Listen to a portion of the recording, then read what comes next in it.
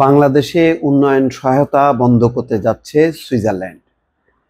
দর্শক, ইউরোপের অনেকগুলো দেশ বাংলাদেশের মানবিক, স্বাস্থ্য, সামাজিক নানা রকম কর্মকাণ্ডে প্রচুর সহায়তা দেয়। তাদের সমর্থিত অনেক এনজিও এই কার্যক্রমগুলো সারা বছর পরিচালনা করে। এখন সেই সুইজারল্যান্ড বাংলাদেশে উন্নয়ন সহায়তা বন্ধ করতে যাচ্ছে।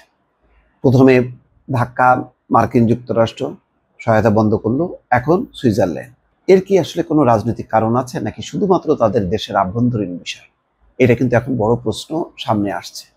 বাংলাদেশ সহ তিনটা দেশে উন্নয়ন কর্মসূচিতে সহায়তা বন্ধ করতে যাচ্ছে সুইজারল্যান্ড সরকার। অন্য দুটি দেশ হলো আলবেনিয়া ও জাম্বিয়া। বুধবার সুইজারল্যান্ডের সংবাদ মাধ্যম সুইস ইনফোর এক প্রতিবেদনে এই তথ্য জানানো হয়েছে।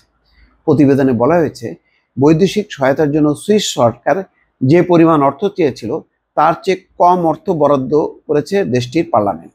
তার পরিপ্রেক্ষিতে তিন দেশে উন্নয়ন সহায়তা বন্ধ করার সিদ্ধান্ত নিয়েছে সুইজারল্যান্ডের সরকার। তার মানে এগুলি কিন্তু সব সিমটম যে বিদেশগুলো, পশ্চিমা দেশগুলো আগে সারা বিশ্বে যেভাবে তারা তাদের সহায়তা করতো, আস্তে আস্তে গুটায় নিচ্ছে। তাদের নিজেদের আভ্যন্তরীণ কারণ, আর একটা হয়তো রাজনৈতিক কার্যকারণ আছে। প্রত্যেকটা দেশে, এইসব পশ্চিমা দেশে এখন রক্ষণশীলদের জয় জয়কার। তারা হচ্ছে দেশমুখী। তারা মনে করে যে সমস্ত উন্নয়ন তাদের দেশে হওয়া উচিত, তাদের উন্নয়নের কোনো টাকা যাতে বিদেশে না যায়। পার্লামেন্টে আন্তর্জাতিক সহায়তা কাটছাটের সিদ্ধান্ত গত বুধবার সুইজারল্যান্ডের নির্বাহী সংস্থা ফেডারেল কাউন্সিলকে জানানো হয়। এর ফলে Swiss agency for development and cooperation 2028 সালের পর বাংলাদেশ, আলবেনিয়া ও জাম্বিয়ায় দ্বিপক্ষীয় উন্নয়ন কর্মসূচি বন্ধ করে দেবে। এক বিবৃতিতে বলা হয়, পার্লামেন্ট 2025 সালের আন্তর্জাতিক সহযোগিতা বাজেট থেকে 11 কোটি সুইস ফ্রা অর্থাৎ 12 কোটি 10 লাখ ডলার কাটছাট করেছে। এছাড়া 2026 থেকে 28 সাল নাগাদ আর্থিক পরিকল্পনা থেকে 32 কোটি 10 লাখ সুইস ফ্রা কাটছাট করা হয়েছে। এতে সুইস সরকারের দ্বিপক্ষীয় অর্থনৈতিক বিষয়ভিত্তিক সহযোগিতার পাশাপাশি বহুপক্ষীয় সংস্থা মিলিয়ে গৃহীত কর্মসূচির উপর প্রভাব পড়বে।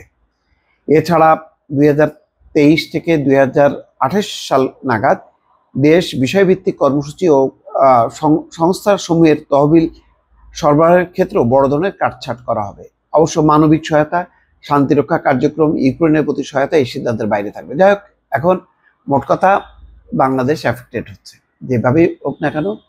এর সব মিলে শেষ নাগাদ যেটা দাঁড়াচ্ছে যে আগামী দিনে বাংলাদেশের যেই বিভিন্ন ক্ষেত্রে স্বাস্থ্য, সামাজিক সেবা, শিক্ষা, পরিবেশ, এইসব ক্ষেত্রে যে সহায়তাগুলো পেত সেগুলি আস্তে আস্তে কিন্তু সংকুচিত হয়ে যাচ্ছে।